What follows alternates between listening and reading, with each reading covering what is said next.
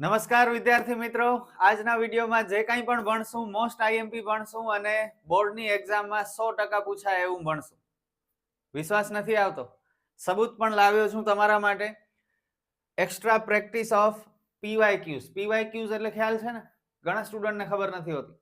Previous year questions, અગાઉના વર્ષમાં બોર્ડની એક્ઝામમાં પૂછાયેલા ક્વેશ્ચન્સને પીવાયક્યુઝ કહેવાય. તો જોઈ લો, આજે જે મેથડના સમ શીખવાના છીએ એ મેથડના सम्सની બોર્ડના પેપરમાં લાઈન લાગેલી પડી છે. મળી ગયો સબૂત? એટલે હવે તમારે શું કરવાનું છે? આજે જે હું ભણાવીશ એમાં ધ્યાન આપવાનું છે, સારી રીતે શીખવાનું છે. એટલા ઈઝી સમ છે કે ફેલ વાળા સ્ટુડન્ટ પણ પૂરા માર્ક મેળવી શકશે. તો વિડીયો ભગાવવાનો નથી, સ્મોલ વિડીયો છે, કારણ કે બે જ सम्स આપણે શીખશું. સ્વાધ્યાય 10.2 નો છઠ્ઠો અને સાતમો. ઓકે, ચોથો પાંચમો આ બે સમ બાકી છે. અગાઉના વિડીયોમાં આપણે 1 2 3 સમ શીખ્યા હતા. ચોથો પાંચમો મને ઇમ્પોર્ટન્ટ નથી લાગતા, એટલે આ કદાચ હું નહીં અપલોડ કરું. મને જેમ લાગશે કે આ सम्स ઇમ્પોર્ટન્ટ નથી, નહીં પૂછાઈ શકે એવા सम्स કદાચ હું નહીં કરાવું. પણ મને એવું લાગશે કે આ સમ 1% પણ ચાન્સ છે પૂછાવાનું, તો એ હું 100% કરાવીશ.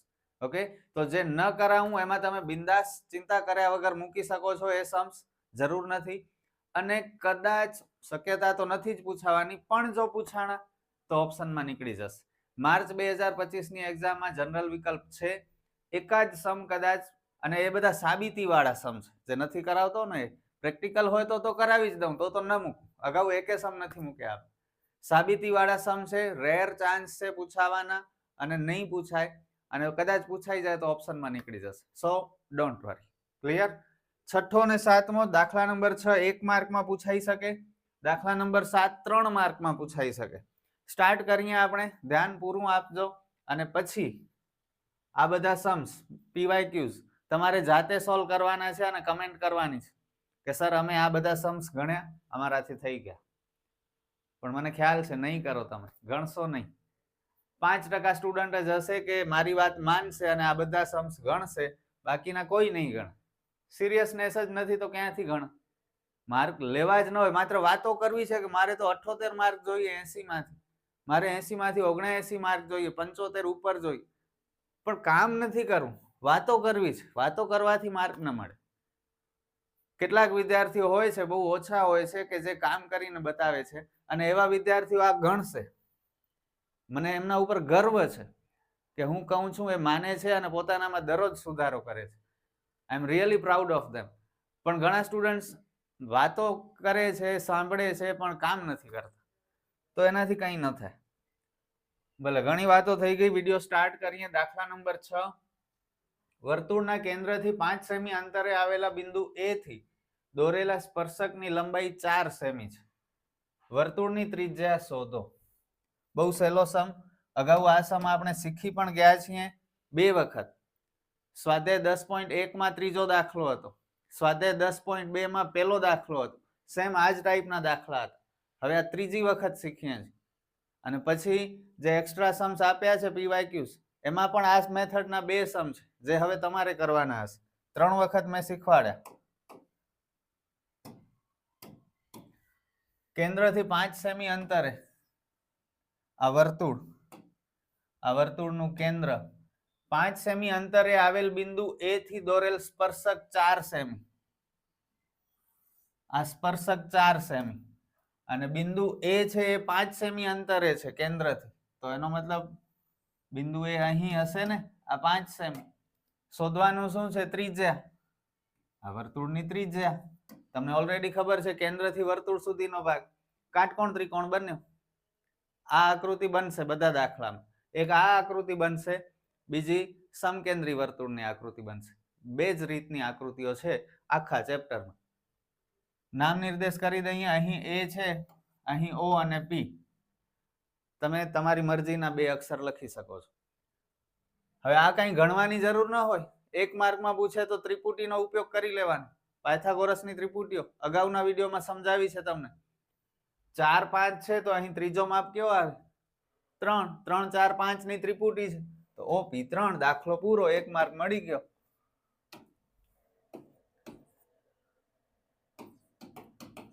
હું તો એક્ઝામમાં ઘણું નહીં કઈ. હોશિયાર વિદ્યાર્થીઓ આવી જ રીતે કરે, એલર્ટ હોય, એમને ખબર હોય કે ભાઈ ડાયરેક્ટ કંઈ થઈ શકે છે ઓબ્જેક્ટિવમાં તો કરી નાખી.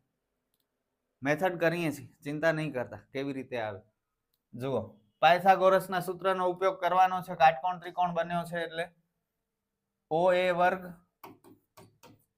કર્ણનો વર્ગ બરાબર બાકીની બે બાજુઓના વર્ગોનો સરવાળો.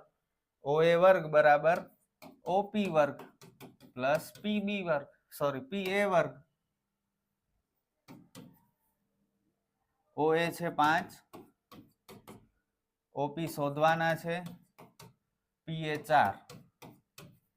5 નો વર્ગ 25, 4 નો વર્ગ 16. OP શોધવાનું છે, લખાવો તો સ્ટેપ. અગાઉના વિડીયોમાં ફોર્સ કરીને મેં તમને કહ્યું હતું કે આ સ્ટેપમાં તમે ભૂલ કરો છો. તમે બોલો હું શું લખું, હજી નથી આવડતું. સુધરવું જ ન હોય તો પછી ગમે એટલી વાર ભણાવીએ ને ન સુધરી શકે. અને જે સિરિયસ છે સુધરવું છે એ એકવારમાં સમજી જાય. OP શોધવું છે તો OP જ્યાં છે ત્યાં જ રહે, અક્ષરની જગ્યા ન બદલે, નંબરની જગ્યા બદલે, તો 16 આગળ આવશે. 9 એટલે 3 નો વર્ગ, વર્ગ દૂર કરો,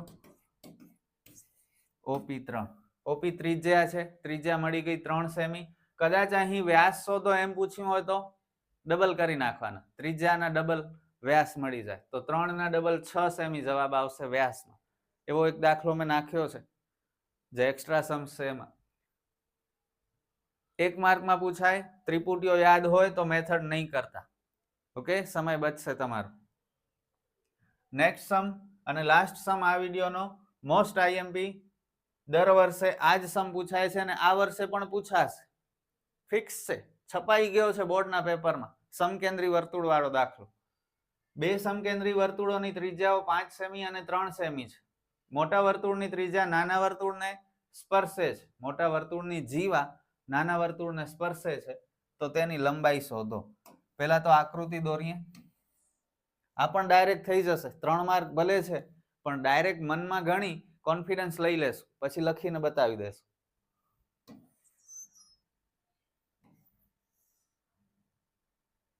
બે સમકેન્દ્રી વર્તુળો, આ કેન્દ્ર, મોટા વર્તુળની જીવા નાના વર્તુળને સ્પર્શે છે. આ જીવા ખ્યાલ છે ને, એક છેડાથી બીજા છેડા સુધીનો માપ.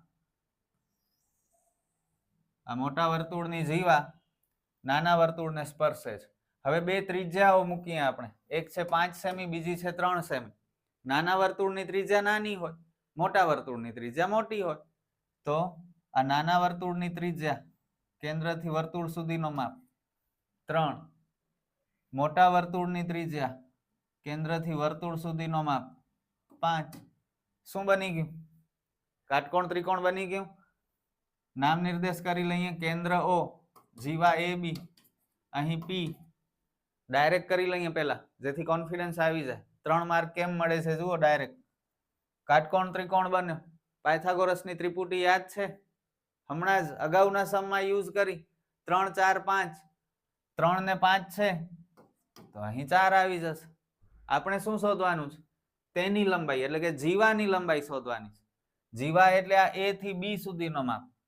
આ અડધો માપ 4 છે, યાદ રાખજો. આ અડધો માપ PB અને આ બીજો અડધો માપ AP સરખા હોય તો આ પણ 4.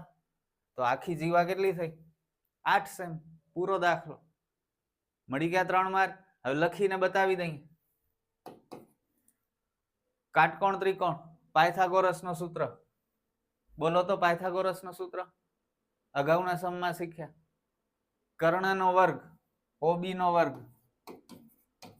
બરાબર બાકીની બે બાજુના વર્ગનો સરવાળો OP વર્ગ પ્લસ PB વર્ગ.